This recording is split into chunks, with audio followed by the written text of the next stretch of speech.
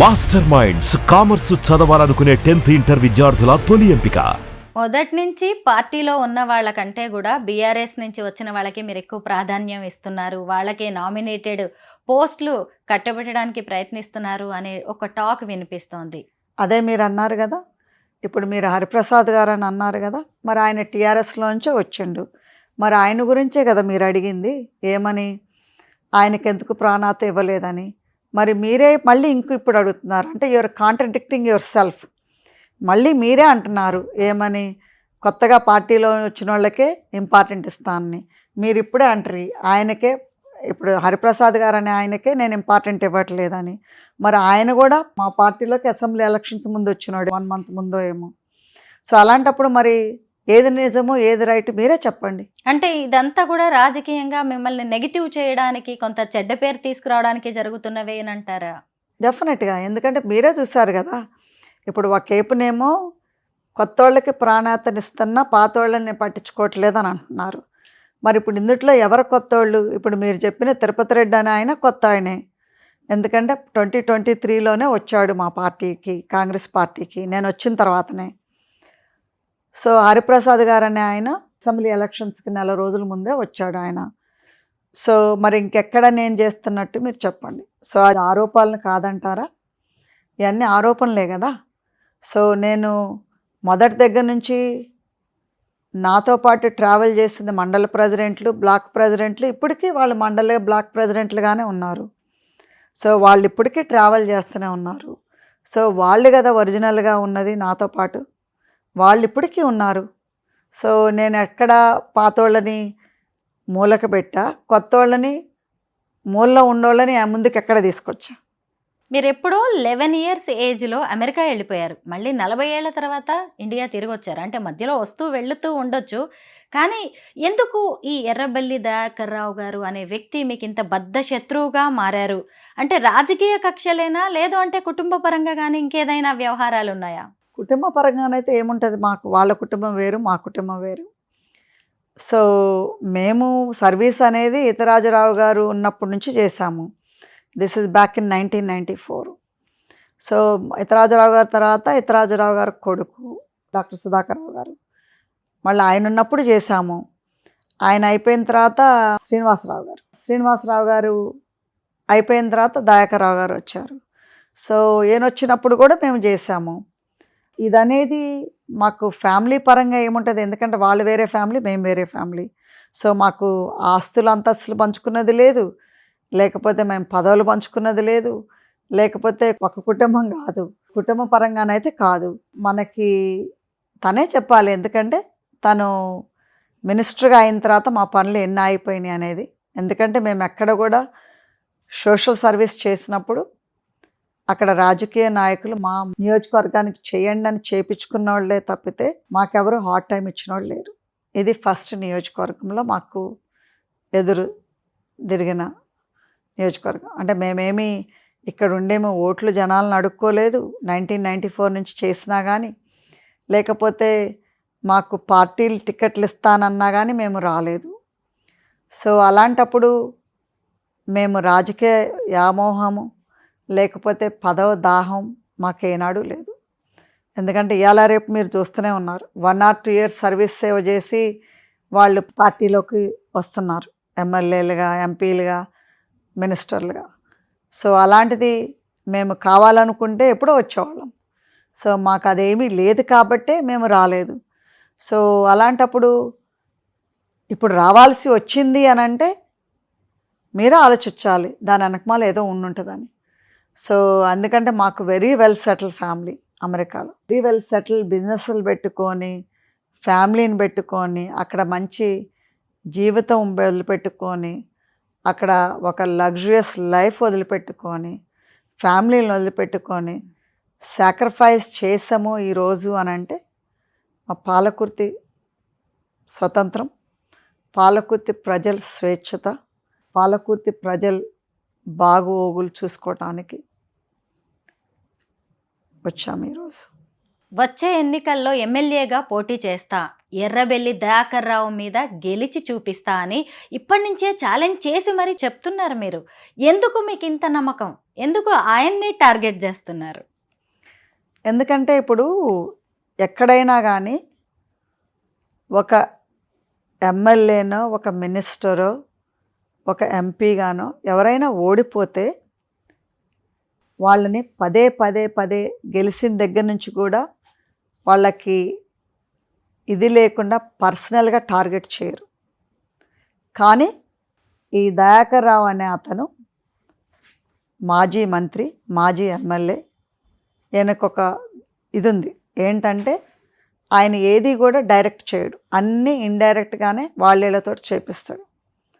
So ఈయన మమ్మల్ని అట్లా టార్గెట్గా గెలిచిన దగ్గర నుంచి మమ్మల్ని టార్గెట్ అయ్యి ఇప్పుడు కూడా ఒక మహిళవని లేకుండా, ఒక చిన్నపిల్ల ఆయన మనవరాళ్ళవంత వయసు ఎమ్మెల్యే అని చూడకుండా, ఒక మహిళలు అని చూడకుండా మమ్మల్ని ఇప్పుడు కూడా ప్రతిరోజు మమ్మల్ని ఏదో ఒక మీడియాలో రాపేయటం, ఏదో ఒకటి మేము కనీసం ఊళ్ళకెళ్ళి వెళ్ళినా కానీ వాళ్ళు జనాలు మా కోసం వాళ్ళ ఇబ్బందులు ఉంటాయి, అంటే భూమి పంచాయతీనో ఇదో అదో కావాలని ఉంటుంది, దానికోసం మా దగ్గరకు వచ్చి ఇట్లా చుట్టూరు ఉన్నా కానీ దాన్ని నెగిటివ్గా చూపించి ఏమని మమ్మల్ని ఎదుర్కొన్నారు, మమ్మల్ని తరిమి కొట్టి పంపించారు, మమ్మల్ని తరిమారు అనేది ఇంకా రాపిస్తూనే ఉన్నాడు.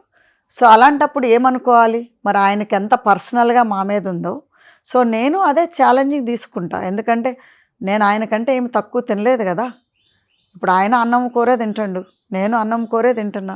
ఆయన మగోడు అయ్యుండి రోషం ఎక్కువ ఉండొచ్చు, నేను ఆడదాన్ని అయ్యుండి కూడా నాకు రోషం లేనిదే 40 ఏళ్ళు అమెరికాలో ఉండి ఒక మహిళలం అయ్యుండి ఇక్కడ పోటీ చేయడానికి రాలేదు. ఎందుకంటే మహా వీరులే ఈయన మీద ఎవరు గెలవలేవని పోయినోళ్ళు ఉన్నారు, మహా వీరులే రమ్మంటే వచ్చి పోటీ చేయమంటే ఎవరు చేయలేదు. సో అలాంటప్పుడు మహిళలమని మేము క్యాల్కులేషన్ తక్కువ చేసుకొని వచ్చాం అనుకుంటున్నారా, లేకపోతే చేతగాని తనం అనుకుంటున్నారా?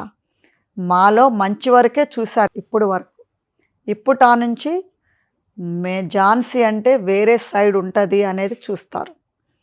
ఎందుకంటే ఎప్పుడైనా కానీ నేను ఎవరి జోలి పోను, కానీ నా జోలి మాత్రం ఒకళ్ళు వస్తే మాత్రం ఊరుకోను. అది ఎవరైనా సరే, ఇంట్లో వాళ్ళైనా, బయట వాళ్ళైనా, పనోడైనా, పాలిటిషియన్ అయినా.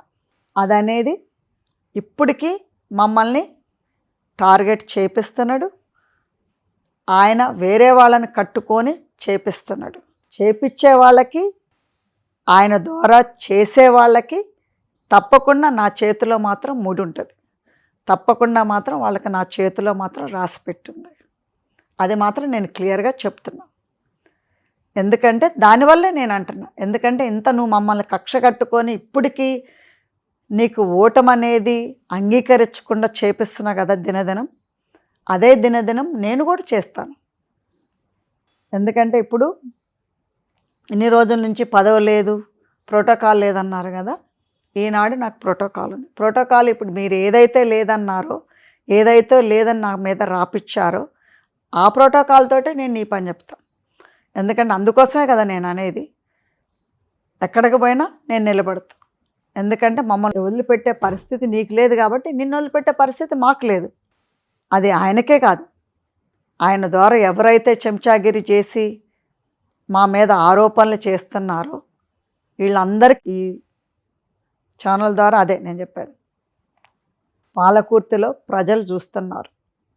ప్రజలేమీ ఇప్పట్లాగా 1960s 80s లాగా ఏమీ తెలియకుండా లేరు. ఇవాళ రేపు ప్రచారం అనేది చాలా దూరం పోతుంది, అందుట్లో నెగటివ్ అనేది ప్రజల్లోకి చాలా తొందరగా పోతుంది.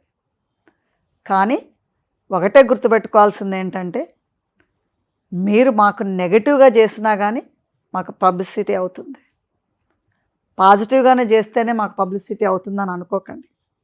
కానీ మీరు నెగటివ్గా చేసి కూడా మమ్మల్ని జనాల్లో ఉండిస్తున్నారు. ఎందుకంటే నెగటివ్ ఉంటేనే కదా జనాలు గుర్తుపెట్టుకునేది.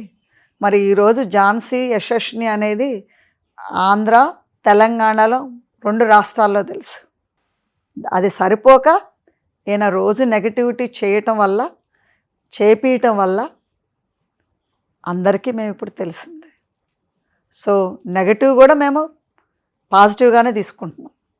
ఎందుకంటే వీళ్ళు అనుకుంటున్నారు మేము నెగటివ్ చేపిస్తే అయ్యో వీళ్ళకి డిప్రెషన్ వచ్చి అమెరికా వెళ్ళిపోతున్నారేమో, అమెరికా వెళ్ళిపోతారేమో, అయ్యో వీళ్ళకి అత్తాకోడలకి ఇది రోజు పంచాయతీ అవుతుంది, అత్తాకోడలకి పట్టలేదు, అత్తని కోడల్ని డామినేట్ చేస్తుంది అత్త షాడో ఎమ్మెల్యే అని అంటే ఏదో మేమేదో తగాదలు పెట్టుకొని అమెరికా వెళ్ళిపోతాం అని వీళ్ళు సంతోషిస్తున్నారు. కానీ వీళ్ళందరికీ చెప్పేది ఒకటే, మీరు ఇంత ఎక్కువ చేసే కొద్దిగా బాలుని కనుక కిందకు కొడితే ఇంకా పైకి లెగ్స్ చూడండి, నాలో ఇప్పుడు బాలుని చూస్తున్నారు, అది పైకి లెగటం కనుక చూస్తే మీరు ఎవ్వరు ఇక్కడ ఉండరు.